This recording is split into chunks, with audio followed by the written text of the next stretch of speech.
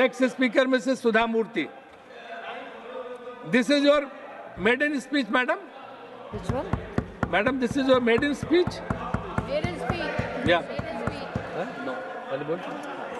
Achha. Okay, it's not maiden, so you speak.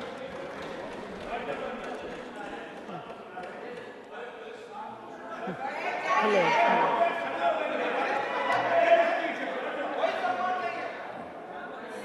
Sir, when I have to start, I don't know. Respected Vice Chairman, this is my first speech. It may not be maiden. How much time do I have, sir? 5 minutes. Okay. 5 Sir, I'm minutes, not a madam. politician, and I do not know how to talk English? for, against, neither of them. I have been nominated by President of India. I am really grateful to her, and of course our Prime Minister, who announced my name on 8th of March, which is the Women's Day, as a Nari Shakti. I have always worked for poor, and I'm always on the field, so my experience is entirely different than both sides of the house.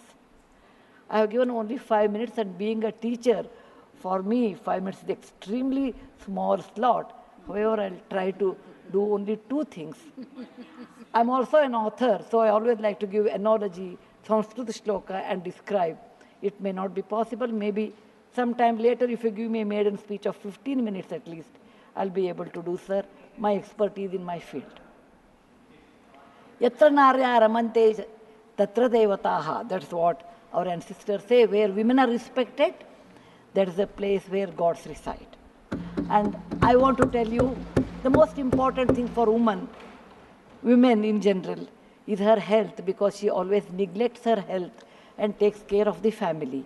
And because of that, many women suffer in real life with cervical cancers, and they will come to the hospital only in the 4th stage or 3rd stage. I'm being a daughter and a sister of a doctor. I'm aware of this, and I've worked in my last 30 years with Infosys Foundation on this particular area, and that I want to give a suggestion.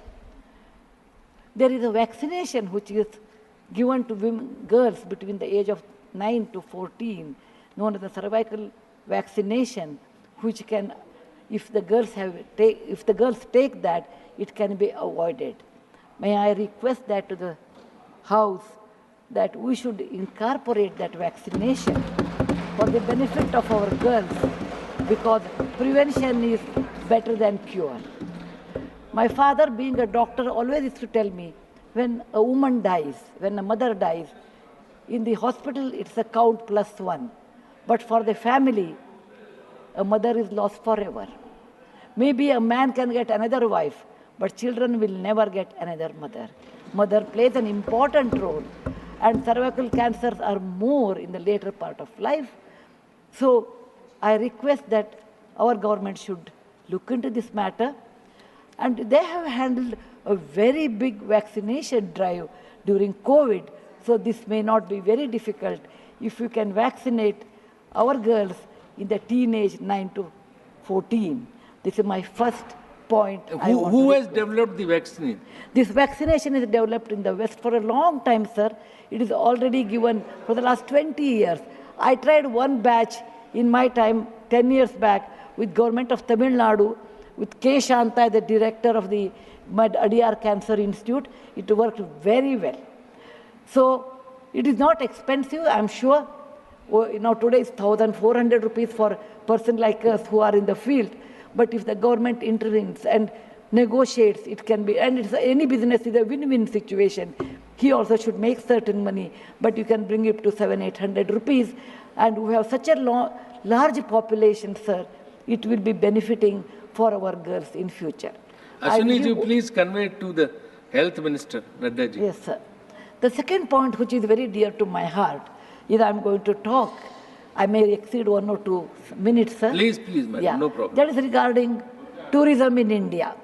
Sir, we always think only Ajanta, Ellora, Brihadishwara and Taj Mahal are few things which everybody should see. That's really not true, sir. Our country is vast. And there is a very famous saying in the, in Subhashita that says, Bahuratnani Vasundhara. Mother Earth has many, many diamonds, and we always neglect and care only for one.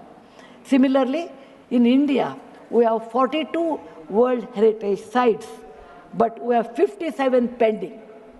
And we should bother about those 57. And some of them I want to tell because there is no time. These are the very important sites. I have gone personally and visited.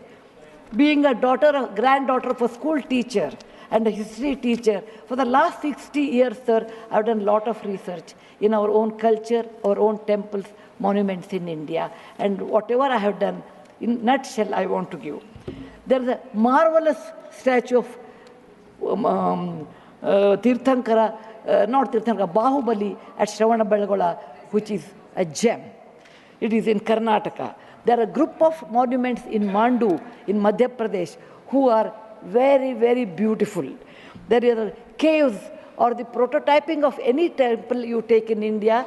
Its prototyping is done in Badami, Aihole, Pattadkallu in Karnataka, northern part of Karnataka, where I belong. I'm very proud about it. See Lingaraja temple, see any temple in India, Konark temple, everything prototyping is done in 575 AD in Karnataka. These three places which are not in World Heritage Center. You have, if you go to east, you have Tripura state, and they have fantastic sculptures known as Unakoti. Nobody knows who has done. They are 1,500 years old. Then you have Natural Roots Bridge in Mizoram and the eastern part of India, which is God's gift to us. We go to other countries and we see, but we never value because we have diamond in the hand, we search for the broken glass pieces. There is a complex of the temples in Srirangam, and people must have, some of them must have seen from South India. I'm sure northern and eastern part of India people might not have seen. They are marvelous. They are as good as Brihadeshwara temple of Tanjore, which is a World Heritage Site. There are beautiful Mughal gardens in Kashmir. We always go and see the film shooting, but we'll never realize they are not in the World Heritage Sites. So the advantages of putting them on the World Heritage Site, number one, the package should be done very well so that people can come and see them. The package should be conveniently done so that you should have good toilets and good roads so that the tourists can come. It will increase our revenue in our own country. There are so many advantages are there that I will do in my maiden speech. We have beautiful desert garden Ran of Kutch, and people only can see only in certain months of the year, and we should take advantage of that. We have Buddha was a great person, and we are very proud when whichever country I go, they ask me, are you from the land of Buddha? I always say, yes. He preached his first sermon in Sarnath, where very near to Varanasi, the group of old monuments at Sarnath, which are 2,500 years old, it is not in the World Heritage Site. The Lothal of Gujarat is equivalent to Mohenjo-daro Harappa of Pakistan. We can't go there, but we have Lothal and Dholavira. Dholavira is the World Heritage Site, but not Lothal. Lothal was a big port, and how the ships used to come, you should go and see. It should come in a World Heritage Site. We have forts of Maharashtra, where Veer Shivaji, Bachcha Bachcha Bola Tha, that he said, Jai Mahadev in every fight.